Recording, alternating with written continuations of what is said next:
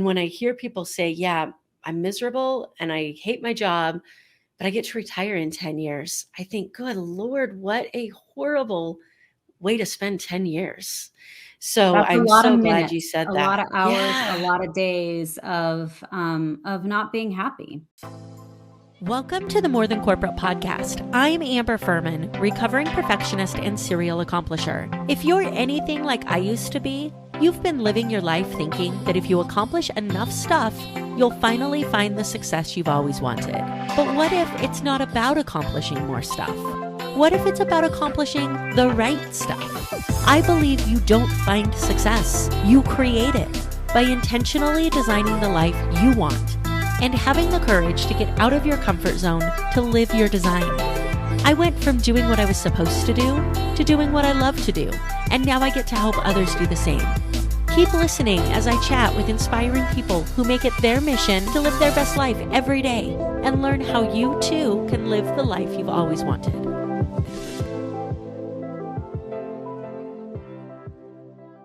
Welcome back to another episode of the More Than Corporate podcast. Today, I have an amazing guest, Nancy Murphy, with me today. Nancy has spent her career saying what others are afraid to say and learning to say it in ways that others will listen. She's the founder and president of CSR Communications and creator of Intrapreneurs Influence Lab. Her passion is teaching leaders how to make organizational changes stick. Nancy worked in philanthropy for Steve and Jean Case's Family Foundation, as a federal government program officer, and as a global consultant for APCO worldwide, where she worked with brands including UPS and Johnson Controls and nonprofit organizations including the Kellogg Foundation and Annie E. Casey Foundation. Nancy mentors and advises executives from local governments, federal agencies, global nonprofits, foundations, and Fortune 100 companies. I'm really excited to dig into this episode to talk to Nancy and learn more about the way that she approaches business, her leadership style of communications, and of course, how she approaches success and designs her life around that. Before we dig into that, I wanted to take just a minute to remind you that this episode is brought to you by Success Development Solutions and the Design Your Life Book Club. I'm a believer that your level of personal development is really dictated or dictates your level of success, right? You grow through the stories and information and lessons of others. So the Design Your Life Book Club is a very specific group of books that are selected to help you grow in all areas of your life. And the really cool thing is after we read them and talk about them, I introduce you to the author and you get a chance to talk to the author, learn from them on a one-on-one basis, and be able to really connect with people that are making content that is impacting your life. If that sounds like something that interests you, go ahead and click the Calendly link below. Let's jump on a call and let's see if it's a good fit. Let's go ahead and jump into this interview with Nancy. Hi, Nancy. How are you? Hi, Amber. I'm great. Thanks for having me. Of course. Thank you so much for being here. So I want to start off and go back just a little bit and learn about you and who you are and what brought you to where you're at now in your life. So one of the really interesting things for me is looking at the difference between where we thought we'd be and where we actually end up. When you were, I don't know, high school age, 15, 16, what did you think you were going to do with your life? What did you want to be when you grew up? Well, that's a fun question. And I think I'd actually forgotten this until a few years ago when my parents were cleaning some stuff out of their house, the house that I grew up in. And they said, hey, can you come, look through your stuff and take what you want? We're going to get rid of the rest. And I found a bunch of things from my high school Latin class where a friend and I were talking about being lobbyists. Oh my I don't gosh. know how I even knew what a lobbyist was at that point. Funny thing, the friend did go on to become a lobbyist in the state of Ohio, fighting for smoke-free environments. I sort of went a different path, but came back to influence in the end. And so I guess I'm still using the skills I thought I would use as a lobbyist, but I did not become a lobbyist. It's so interesting. The more I do these episodes and the more I ask people that question, it's so cool to hear the in-depth things that people actually wanted to be. A lobbyist is really interesting. So, did you have attorneys or politicians or lobbyists or anybody that was involved in that world in your family, or where do you think that came from? Absolutely not. In fact, my family is more full of entrepreneurs than anything. So I guess I come by my business ownership and my entrepreneurship, honestly. But I think it was because in Latin class, one of the reasons that anyone studies Latin, besides being in a Catholic school where you're told, that's what the smart kids study. Really, I Right. should have studied Spanish, right? Um, You and me both. but that's what a lot of people do when they're thinking about law school, is understanding Latin. And I guess maybe in that process, I was very sort of politically aware and was active in a lot of causes, and always thought I wanted to live and work in Washington, D.C. And I guess I thought, well, if you live and work in Washington, D.C., you're either working for the federal government or you're advocating on behalf of other organizations to the federal government. So I chose that side. In the end, when I made my way to DC several years later, I went to work for the federal government. So So you get there eventually, just maybe I on a did. different side than you expected. I did. So your family was this entrepreneurial and business owner experience. And what lessons do you think that you learned from them growing up that really helped you propel Mm. yourself when it comes to mentoring other business owners? My dad's family, my paternal grandfather started a graphic arts printing supply and dictation equipment company. None of those industries are particularly relevant still in 2021. But one of the things I learned, it was a relatively small company, probably fewer than 25 employees, even at its peak. My dad, did everything over the years growing up, from driving a truck in the warehouse to sales, to working in the accounting department. And so we all saw firsthand the customer responsiveness. Mm. His customers ran their operations, most of them 24 hours a day, right? Printers are Mhm. often running back in the day, 3 shifts. Yeah. The Columbus Dispatch was one of their customers. So they're printing a newspaper overnight. So inevitably, someone would run out of ink or plates or paper, and they would call my dad at home, right? Because this was before cell phones. Right. We might be in the middle of the dinner. He might be, getting ready to put us to bed or something. And, off he goes to take care of the customer's needs. And that, I think, solidified for me a very deep sense of service and customer orientation. We had, company picnics that all of the kids participated in. We did volunteer things together. And so I think that also solidified for me the way a business can be ingrained in, committed to a community, and can benefit the Mm. community in lots of different ways. And so those are some of the lessons that I brought to bear. I think that's really cool, because it's different than I expected you to say, and yet so true. That level of attention that your clients need, depending on the business that you're in, really dictates how you do business. Mhm. And the as business owners and entrepreneurs, I don't know that we actually have a standard shift that we work, but Mhm. the idea of what freedom means is completely different when it comes to taking your clients' needs into account. So I think that's a really interesting answer. Yeah, the sort of final thing I'll say on that. So there are a couple different entrepreneurs in our family, but on that one is, it was only sort of years later that I think I came to fully appreciate, what my dad eventually shared, which was my grandfather was the gregarious Irishman. He was the consummate salesman, right? He was very involved in the community. He was a community leader in Columbus and Central Ohio, and was that sort of classic storyteller. Everybody enjoyed him, life of the party. And my grandmother, he said later, was really the brains behind the business. So even though she never technically worked a day in the business, she was raising 5 kids and involved in church and other community things on her own. I think I realized that she was a college educated woman in a generation when not many women went to college, and that she really was the woman behind the man who, made the success happen. And he might have been that sort of gregarious front man, if you will, but she was the brains behind the business. And so that's always stuck with me since I learned that and really fully appreciated it and thought, how might that relationship have been different if it was happening in 2020 as opposed to 1940 or 1950? Yeah.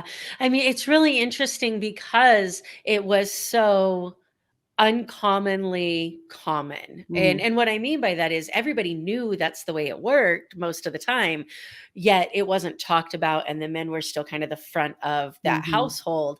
Now it is completely different in the aspect that it doesn't seem like it's the male dominated world like it used to be, yet there's always that woman's presence behind, which I think is so important in connection and growth and building up a business and community.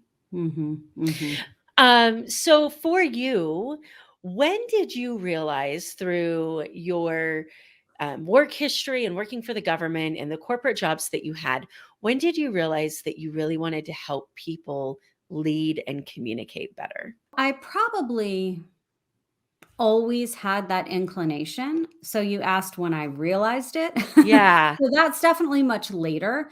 But sort of in hindsight, when I look back, even at things I was doing in high school and college were around sort of that effective advocacy or engagement or communication or marketing in a lot of ways, even though that wasn't what I was studying in school, in college. I think when I finally realized that was maybe on my third iteration of being an intrapreneur myself, being that internal change agent, and getting to a point once again where I thought, I'm tired of beating my head against the wall. I'm not sure that I can get this switch to flip the way I want it to.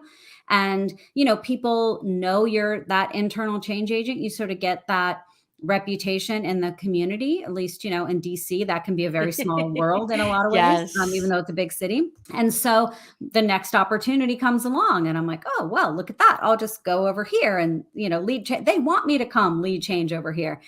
And, sort of finding myself in that cycle. And I realized at that point that I had learned a lot of things about what works, what doesn't. Some of the patterns of frustration and getting to sort of that same just before the tipping point, but reaching your boiling point. And so you're like, guess what? I'm out. And I was working, I realized that a lot of the clients I had worked with inside the global consulting firm, as a board chair, a lot of the CEO partners I had were those internal change agents, and I was partnering with them. And they would get just before that tipping point and give up. And so I thought, well, okay, what if I have a point of view, I have some experience, I have some lessons that were hard earned and learned. What if I took that and helped those folks make it past the tipping point, stick with it just a little bit longer, accelerate how quickly they could get to the tipping point and reduce that frustration? Imagine the change we could see in the world. Yeah. Because these folks are they're leading change inside organizations that are at scale, that have huge reach. And if we can get them to change, whoa, that's a pretty fast path to a better world. Yeah, I think it's crazy what something as horrible as COVID did for shaking up the way that people thought things needed to be done. You know what I mean? I'm in the legal profession, so it's interesting that you mentioned law school and Latin. I'm in the legal profession, and for a long time, I'd been trying to take my law firm virtual, and I was like, that's just not the way it's done, right? How many times do it's not the way it's done. And so I started to put the steps in place to make it that way, but I just couldn't, just like you said, couldn't get over that tipping point of change. And then COVID happened, and all of a sudden everything had to change. So I'm interested to know, with your experiences of working with organizations and trying to get them to embrace change and make the changes that need to be made, has it been easier to get through to them with the change of the way that the world is running right now, or is it just different? Well, so first I want to clarify one thing. I'm always hesitant to say I'm changing organizations. Mm-hmm. I think that can be a fairly common, but also fairly arrogant kind of external consultant position. Yeah. Um, I might put some things out in the world that I hope are thought provoking and compelling, but it is those intrapreneurs, those unsung heroes who are the ones that are going to change that organization. If I can be a facilitator in that process or a support or offer tools and techniques that make that happen faster with less pain, I want to be that person. But I don't like to say I'm out there changing organizations.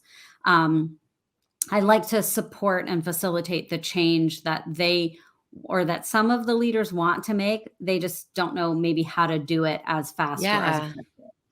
So with that said, thinking about the context of COVID, I think it's hard to say universally, right? In some ways, and this was a message I was putting out to the entrepreneurs that I support a lot in the last 18 months, when everything is an upheaval, Yeah. right? Like the status quo is already turned on its head. So, like, why not question everything? Because Yeah. now is the time, right? People are like, well, whatever, like who thinks anything is going to stay the same? So in some ways it can be easier. In a lot of ways, consciousness was raised, right? There was Mhm. an environment or a context in which more people, more leaders across organizations were having conversations they never had before. So that kind of gives some cover to maybe push a little further than people were willing to do before. And at the same time, so much change was kind of being thrown at people, even people who, say they like change and they're the change agents. It's like, Yes. oh, like the sponge is full. I can't absorb anymore. So if like every day there's a new change coming down the pike that people have to react to, and now you're proactively trying to throw more change on top of Mhm. that, in some ways that caused things to slow down, or people just were so distracted with the problem of the hour that it was hard to focus on, in this context, what's the long-term vision I have Mhm. and how do I keep that moving while I'm solving the problem of the hour? Yeah. It's in what I love about the message that you're putting out is we tend to, when we're involved in big organizations, think that we feel helpless about the way that that organization is going, right? Mm, And think that changes have to come from a leadership position, which sometimes they do. However, we all have those things that we can start to do within an organization to make change. So, for those people who are maybe leading small businesses that experience the same struggles, but on a much smaller scale, mm, of trying to change a culture that has become toxic, or trying to change the way that they want their business to go, and they're receiving that resistance from others and from themselves, what are a couple pieces of advice that you would have for them of how to really start getting that change rolling within their organization? So I think for anyone who has an idea for change, whether you're the CEO or you're, a relatively early career person inside an organization, a few things are kind of universal. So, one is curiosity. So when we first experience resistance, what's most humans' natural reaction? Shut down. Shut down. Yeah. Defensiveness. They're idiots. They don't get it, right? It's all the other person or other group of people's fault. They don't respect me, right? It either becomes about us, it becomes about how, they're old, stuck in the mud, resist, they're negative, all of those things. They just don't get it. So if we can, instead of getting furious, defensive, shutting down, giving up, if we can get curious, what's going on underneath or behind that? Can we do some perspective taking? Right? I say that, well, to everyone, leaders as well, but especially sometimes early career employees who probably do have really interesting, innovative ideas that they're trying to advocate in their organizations because they've got a fresh perspective. Maybe it's a generational difference. How can you understand the perspective of those you're trying to influence? Right? How do you understand what it is they're held accountable for every day, what their fears and anxieties are, what their dreams and desires are? And if we can position the idea, the thing we want, the change we desire, sort of in that context, if we can have some empathy for, why since you're in the legal profession, why the general counsel starts with no rather than yes. Yeah. Right? Or why the CFO is like, well, how are you going to pay for that? Yeah. Okay, that's a good question. And when we get curious instead of defensive, when we can have those conversations from a perspective shift, empathetic mindset, we can learn a whole lot about maybe some of the flaws in our ideas. Yeah. Ways to make them stronger. Right? Like if you think about resistance training, like you go to the gym and you lift weights, or the track athletes or the football players who run with those parachutes tethered to them, they're intentionally creating resistance. Why? Because it makes us stronger. Yeah. When we remove the resistance, we can go even faster, move even more agilely, if that's a word. It is now. It is now. I keep a dictionary of the words that I've created, and I'm sure they're going to be mainstream someday. Move with more agility. How's that? Yes. I like it. I think resistance can be a very powerful gift if we let it. Yeah, that's a super, super powerful message on so many fronts, that resistance being a powerful gift if we let it, and that goes into everything, whether you're changing something internally within yourself, whether you're changing something in a family situation, whether you're changing something in a business. Like when you meet that resistance, that curiosity, that changes the game for all different types of situations where you feel uncomfortable. Yeah. And I'll tell you, the other part of that gift is when the resistance is overt, we can do something about it. We can learn from it. We can engage in dialogue. We can tweak a little bit. We can educate the other person. We can, massage the idea, the messaging, all of that. When the resistance is covert, that's like the death knell to your change idea. That is where you get that toxic culture. You start to create that sort of under the radar sort of mumbling and grumbling, and you can't do anything about it if it's not overt. So I always welcome the overt resistance because it is an opportunity to start a conversation. Yeah, that communication side of it is so important, right? Like you can't have that two-way conversation with the empathy that you were talking about just a minute ago without the other part of that conversation. Right. And I think that this is something that new business owners and entrepreneurs are embracing a little bit more. I feel like the older generation of business owners had that, I don't want to call it a masculine idea, but like this masculine energy of my name's on the door. It's my business. It's my boss. You do this. This is your role. This is what matters.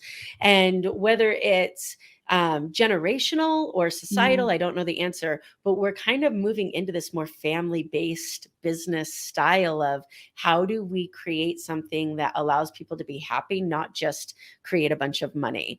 And when we do that, we have to have that communication from both sides.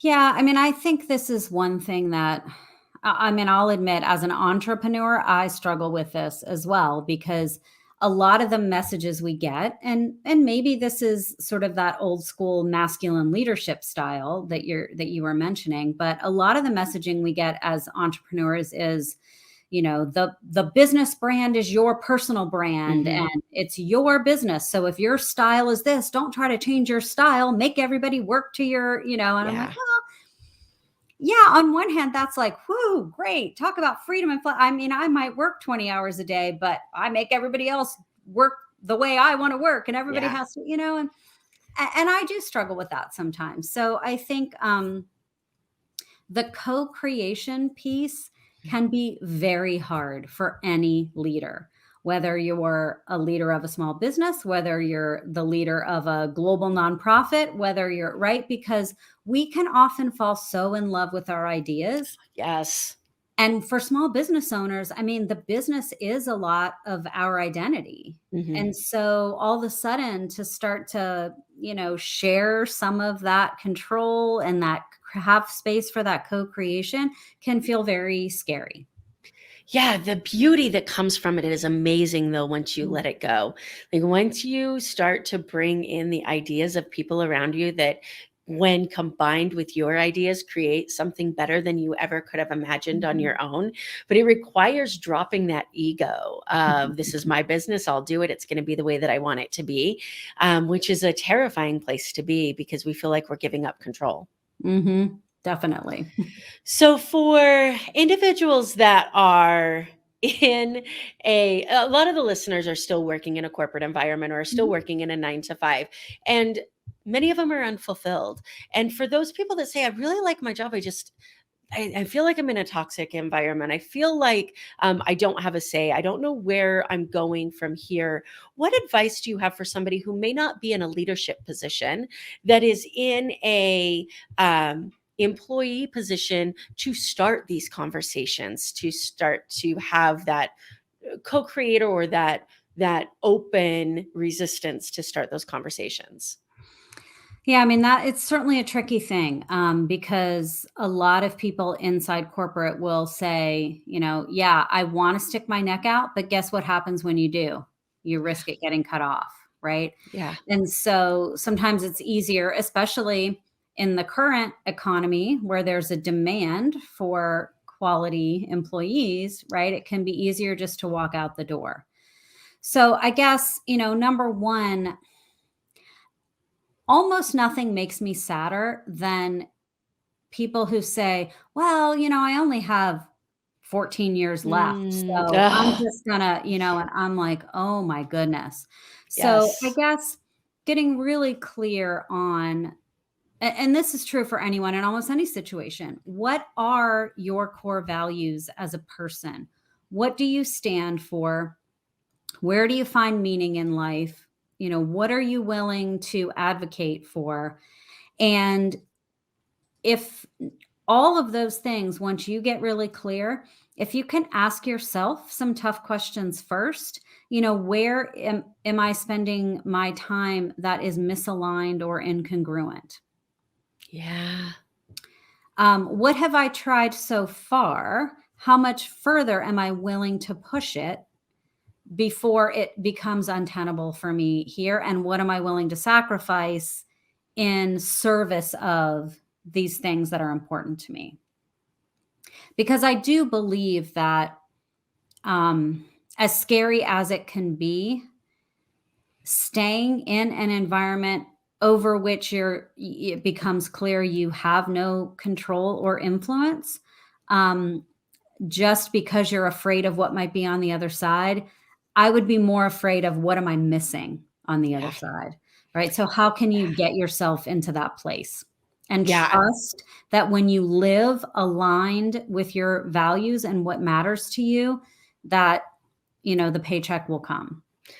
You're speaking my language. I love it. And I've said the same thing, in the legal field as I talk to attorneys that are unfulfilled. And I just went through this. That's where this podcast started was Mm. how do I start to figure out what makes me feel human again after being in the legal field for so long. And when I hear people say, yeah, I'm miserable and I hate my job, but I get to retire in 10 years, I think, good Lord, what a horrible way to spend 10 years. So That's a I'm lot of so glad you minutes, said a that. lot of hours, a Yeah. lot of days of not being happy. Yeah. And So, and let's hope you make it to the other side of that 10 years because that's not always guaranteed either. So yeah. you've given so much amazing information on this podcast. And if anybody wants to continue to receive information from you or learn more about like tips that you can give them, where can they follow up with that? So the easiest thing is to go to our website at csrcommunications.com. And if you do /weekly, you can sign up for InGenius, which are our weekly actionable gems for influential entrepreneurs. They're consumable in 2 minutes or less because nobody has time for anything more than that these days. And we'll give you Yes. something you can act on immediately for a lot of the challenges and situations that you've asked me about here today. So that's the first one. The second one is follow us on LinkedIn, either CSR Communications or me personally, Nancy A. Murphy on LinkedIn. I'm very active there and I'd love to connect with people. That's awesome. I think that those 2-minute gems are so important. Mm. And then I should have done this in the beginning and I didn't. So I'm going to do it now. This intrapreneur is such an amazing term that you've created for the people that you work with. How do you really define that? What is an intrapreneur to you? So intrapreneurs are those folks who are changing our large legacy organizations from within. So they bring that entrepreneurial spirit, that innovation, that disruptive mindset, but they're changing those industry systems and organizations from within. And I call them the unsung heroes of organizational change because, we might have the handful of folks who go out and proclaim the grand gestures, make the press conference, proclaim we're going to have 50% female leadership by 2030 or, 20% diverse board directors, whatever. But there are folks who need to do the small, strategic, sustained action over time that makes change stick. So intrapreneurs are the ones who do that hard work day after day. And it's amazing that you're really opening up how important these roles are, because it allows people who maybe don't have the entrepreneurial risk aversion that's necessary to jump out and do your own thing, to feel that sense of accomplishment, purpose, and change in something that's bigger than what they could ever create. Absolutely. I mean, that's why I value these intrapreneurs, right? Because the entrepreneur is going to be small at first in the impact they have, and they may never grow. But if an intrapreneur can unlock that reach, those resources, the expertise, the financial stability, the history of those large organizations, like I said, we're going to get the world we want so much faster. And I think we need, there are opportunities, needs, and desire for that innovative entrepreneurial spirit inside our larger legacy organizations. And I think it is a good sort of balance of those folks who are like, I don't necessarily want to go it on my own, but I see the world in a slightly different way, right? Like I see opportunity and creativity and possibility, and I want to do it in this space. And, more power to you. That's who I'm here to serve. Yeah, which I would say is almost harder than creating it on your own. Like, yes, we have the risk aversion on our own, yet we control the environment that we work in when we're a solo or small business entrepreneur. When you're in a big organization trying to make change, I feel like sometimes it seems like you're pedaling on like a paper bike in like 30-mile-an-hour headwinds. Yeah, I mean, it is definitely that like Sisyphean task, right? Of pushing the rock up the hill and having it continue to roll back. The 2 steps forward, 3 steps back sometimes. And like oftentimes people say, yeah, I feel like I'm beating my head against the wall, or my colleagues hide from me in the hall because I'm that broken record that just keeps chasing them about all these things we need to do differently. And look, we need entrepreneurs and intrapreneurs in the world, right? Absolutely. Yep. And different things about each are going to be scary and super exciting to different people. So thank goodness we've got different humans in the world. Yes, exactly. That was one of the most important things I had to figure out when I started my business is that the things that I absolutely hate doing, there are people out there who love them. And like I Absolutely. get to go find them and I'm so glad they exist. Thank you to my bookkeeper right now because I'm so glad that there are people out there who like numbers. I am not one of them. So when we start to realize that, those people are so important in all different areas and we can work together to really create this world that we want, I think Mm. that's an amazing message you're spreading. Yeah, I mean, thank goodness for my lawyer too. I will. Yeah, everybody likes us when they need us, and then we Yeah, get I the mean, brunt of all the jokes outside of that, but it's okay. no, she gets super excited about solving the problems that, make me want to pull my hair out. So, Yes. absolutely. I mean, whether we're intrapreneurs or entrepreneurs, all of us have things that are our zone of genius and the things that we could do all day long and it never would feel like work. So, we just need to find those compliments of others who kind of round us out. Yes, of course. All right, so I want to go ahead and switch this over to the success element for just a minute. I believe that the life that you want to create, whether it's as an entrepreneur or an intrapreneur, is only created when you understand what success means to you and can build a life with that definition in mind. So, my Mm. question to you is what does success mean? How do you define it for yourself individually? For me, I think it's a couple of parts. One, am I living a life that is more, it may not be perfectly 100% of the time, but is more congruent and aligned with my values, what's important to me, the difference I want to make in the world. So, making choices about where I spend my time, where I invest my money, who I partner with, who I accept as a client based on that is success to me. And, making the sacrifices and the choices sometimes that come along with that alignment and being good with that. That is success for me. And the Yeah. second part of that, as a single woman, is absolutely financial independence and, sort of that future sustainability and stability. So you might look at my life and think, I don't see how those things make sense. But, for me, and this isn't for everyone, right? That what that looks like is going to be different for everyone. But Mhm. I've certainly lived frugally. So people would look at my life, my 2006 Subaru Forester that's sitting out in the driveway right now, and they would understand the choices I've made from a financial independence standpoint.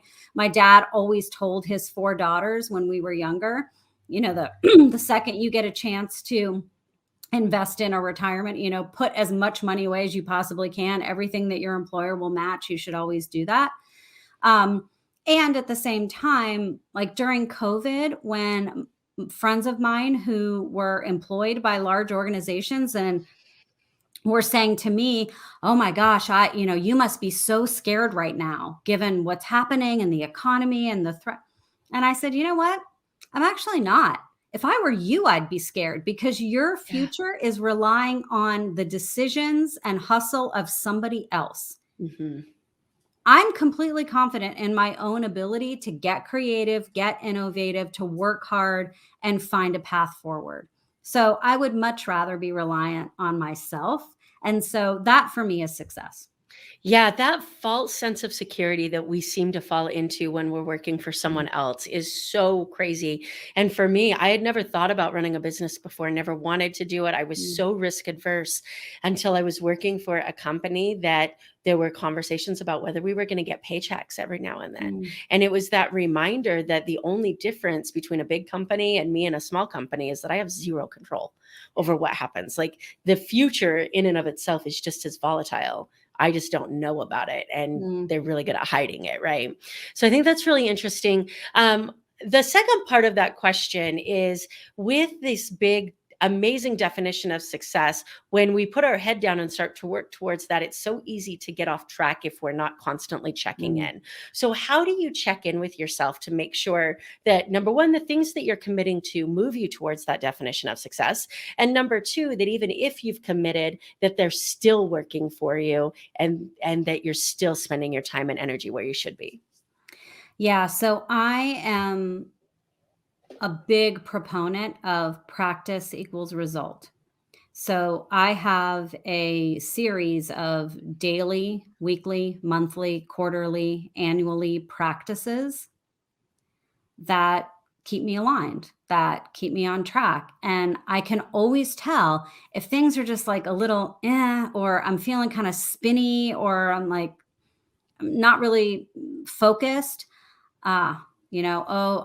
I kind of skipped my meditation like Mhm. 3 times this week, my daily morning routine. I didn't do my weekly Sunday planning and, sort of regrounding myself and my goals, or I didn't. So I am, probably people who hear me say this a lot are like, "Oh my gosh, Nancy, like enough already." But I am a firm believer in the power of reflection, in pausing. I mean, we're coming up on the winter solstice, and I have a whole practice I do around that, around review and reflection of the year. And what patterns do I see? And what lessons can I take from that? And what am I going to do differently next year as a result of that? And I think so many times, like it's sometimes hard not just to make time for that reflection and review, but to be open to what you're going to learn about yourself in that process. So it's easier to just stay busy, and I Yeah. don't want to be just busy. Yeah, that second part is what always gets me, is being open to what you're going to find out about yourself. Because it can be an uncomfortable, scary, dark cave to go down. But it always leads to such amazingness, like all the dark areas do, right? But you have to be willing to do that self reflection. I love that answer. Before we start to wrap up, I would love to do a quick random round, let everybody get to know you just a little bit and have a little bit of fun with it. Are you okay with that? Yep. Perfect. If you could have any profession other than what you're doing now, what do you think would be fun to attempt? Oh my goodness. Um, Maybe like those Cirque du Soleil people. I Yes. love like the combination of strength, flexibility, grace, beauty. Yeah. Probably never would be capable of it, but that would be my dream. Yeah, I love those shows. I'm in Vegas, so I haven't been to as many of Mm. them as I would like to be. But I follow a guy on TikTok who's a diver for one of them, and he Hmm. posts a lot of his practice videos. And I'm like, oh, I'm sick just watching, but it looks like a lot of fun. So, if you could time travel, where would you go and why? I have this somewhat like odd fascination with the World War II era, sort of like coming out of the Depression and pre-baby boom. I mean, I know some people probably want to go way in the future, and I don't know. I'm sort of like I'm fine, sort of letting the future unfold.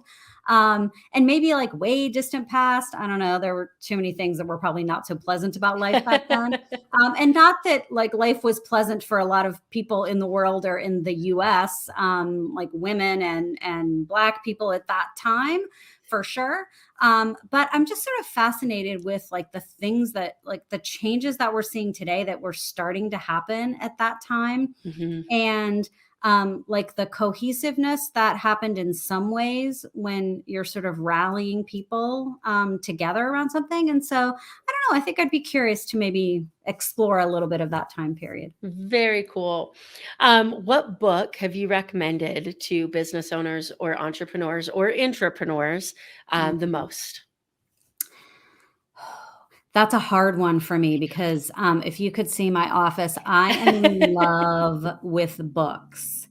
I just moved from Virginia to Maryland. And today, now that I have my new driver's license, I went to sign up for a library card. Oh my gosh. And the woman at the library, I think she was so thrilled to see me because I was almost crying. I was so excited to have a new library card and to explore this library. So it's very hard for me to say what book I've recommended the most.